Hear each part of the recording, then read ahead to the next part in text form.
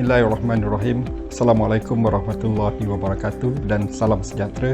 Institut Pendidikan Alam Sekitar Pantai Timur atau lebih dikenali sebagai ISRI, Universiti Sultan Zainal Abidin telah ditubuhkan pada 1 Disember 2013. Kami berfokuskan kepada dua bidang teras utama iaitu forensik alam sekitar dan teknologi alam sekitar yang merangkumi bidang sains, kejuruteraan, social science, rekreasi dan sukan. Justru dengan konsep bekerja dengan apa yang kami ada, cemerlang mengikut acuan kami iaitu dengan menggunakan kepakaran dalaman, kemudahan, sumber keuangan dan juga jaringan kerjasama yang sedia ada, maka produk inovasi pintar berkos rendah untuk tujuan kelestarian alam sekitar telah berjaya dihasil dan dikomersialkan. Antara objektif pembangunan produk inovasi pintar untuk kelestarian alam sekitar ini adalah bertujuan untuk menghasilkan satu produk inovasi yang berkos rendah, menggunakan sepenuhnya pembangunannya berdasarkan kepakaran dalaman, boleh dipasarkan dengan harga yang kompetitif, dapat dimiliki oleh semua orang dan yang paling penting, ia sampai kepada kelompok sasaran iaitu komuniti. Di samping ia juga untuk tujuan menepati pelan strategik universiti iaitu menjadikan UNIZA sebagai sebuah universiti community hero. Justru ISRI membawakan anda menyorot bagaimana pembangunan produk inovasi berkos rendah ini untuk tujuan kelestarian alam sekitar telah dibangunkan. Jom.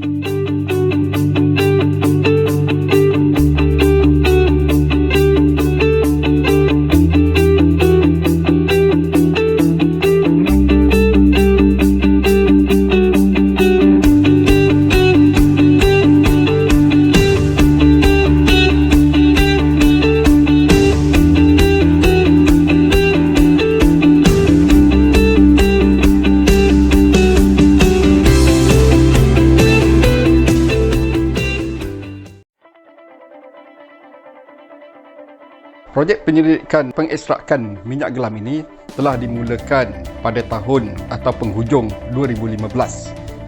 Jadi sebenarnya idea pengekstrakan minyak daripada pokok gelam ini timbul apabila saya dan kumpulan penyelidik memikirkan apa perkara ataupun lokal produk yang boleh didapati daripada persekitaran di dalam negeri Terengganu ini yang murah, terbiar dan kelihatannya seperti tidak bernilai.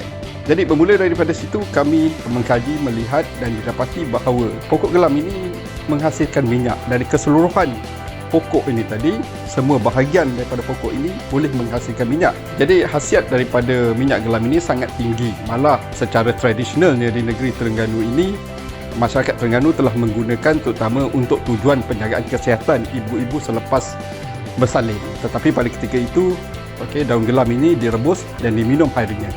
Dalam konteks penyelidikan ini, kita telah membangunkan satu kaedah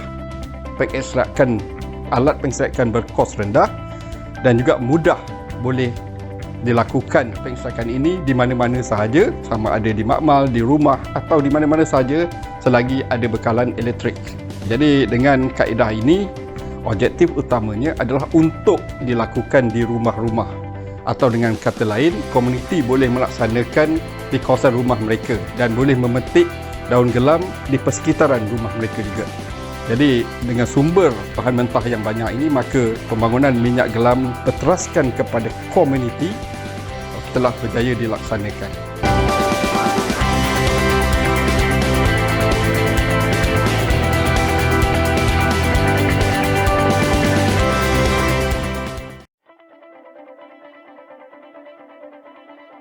Kami berfokus kepada penyelidikan dan pembangunan peralatan pintar untuk bidang alam sekitar dan juga aplikasi masyarakat. Dan setiap produk yang kami bangunkan, kami pastikan dalam kos rendah ataupun kompetitif dalam pasaran. Dan yang terakhir, untuk memastikan peranan UNIZA secara amnya dan khususnya ISRI berperanan untuk menyampaikan visi dan misi ini sebagai hero community. untuk pembangunan sistem yang boleh memberi sumbangan kepada komuniti. Sebagai contoh ialah sistem Adapt to Blue. Sistem ini adalah satu sistem pertama seumpama di Malaysia yang dibangunkan menggunakan gabungan di antara membran nanoturasan dan juga reverse osmosis yang berupaya menukar air banjir ataupun air kekotoran yang mengalir itu kepada drinking water. Dan sistem ini telah digunakan dan juga telah memberi manfaat kepada lebih daripada 5,000 mangsa-mangsa banjir di sekitar Terengganu pada tahun 2018. Pendidikan saya lebih fokus kepada sistem fertigasi pintar, dijadikan sebagai sumber air untuk penyiraman terhadap tanaman aquaponik ataupun dikenali sebagai urban farming. Jadi daripada urban farming ini ataupun sistem fertigasi pintar, ia boleh dijadikan sebagai penjanaan ekonomi kepada komuniti untuk komuniti meraih pendapatan menerusi jualan ataupun tanaman daripada sistem fertigasi.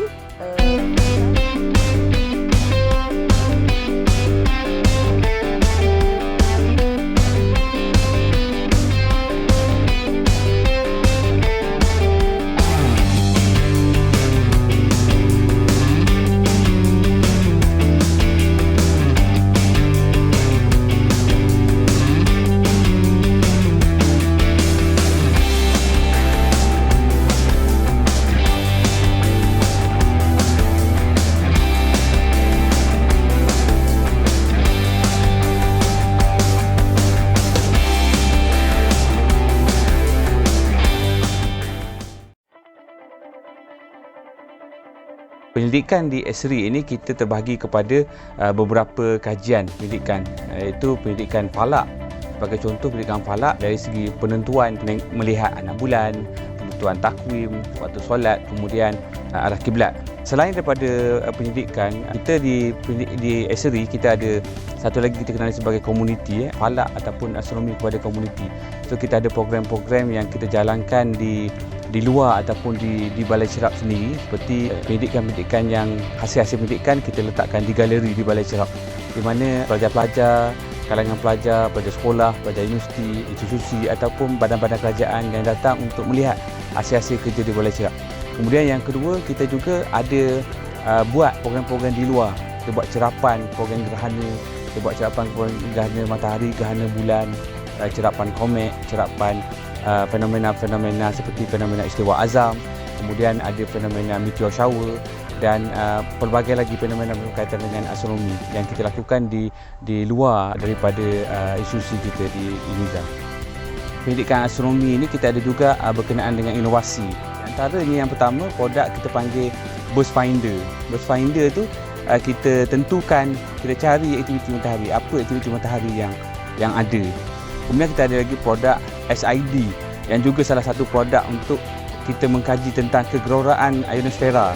Dan yang terakhir dan yang terbaru, kita ada satu produk yang di mana kita kenali sebagai board game ataupun permainan dalam bentuk falak dan astronomi yang dikenali sebagai Alkaf dan Icon, yang mana kedua-dua produk ini adalah untuk menarik minat pelajar, di mana pelajar sambil-sambil bermain mereka boleh belajar tentang astronomi dengan lebih santai dan seronoklah.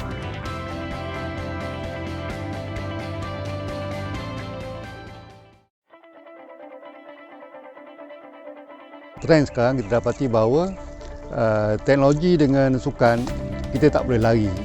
Jadi kami di UNIZA menggunakan segala apa yang kita ada di sini dan kita develop peralatan pemantauan atlet, sebab pemantauan atlet ini sangat penting, sebab kalau atlet tidak dipantau dengan prestasinya yang mungkin merudum, maka dia akan melibatkan kos yang tinggi.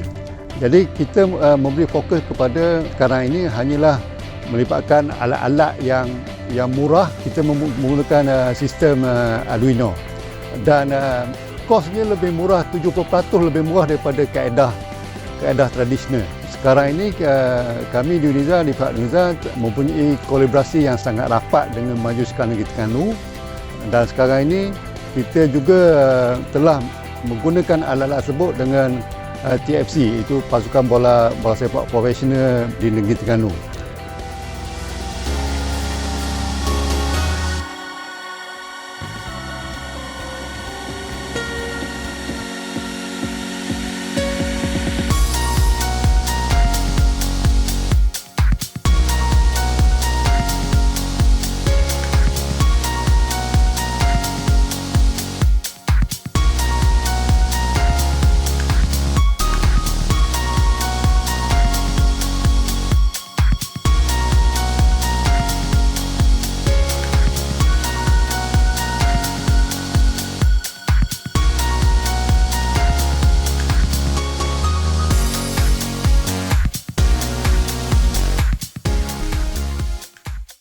Dan kita sekarang ni sedang membina beberapa peralatan lagi dan akhirnya kita akan develop satu sistem yang komplit. Pemantauan kejahatan fizikal ni akan dilakukan secara automatik.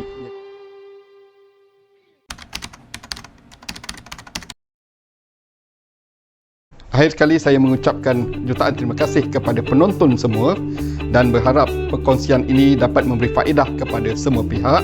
Juga pada masa hadapan kami berharap juga kerjasama dari pelbagai pihak, baik daripada rakan daripada Universiti Awam, industri, NGO, komuniti sendiri untuk terus bersama-sama kami dan bagi kami dapat menyampaikan pengetahuan dan kepakaran yang ada untuk faedah semua, terutamanya komuniti. Terima kasih.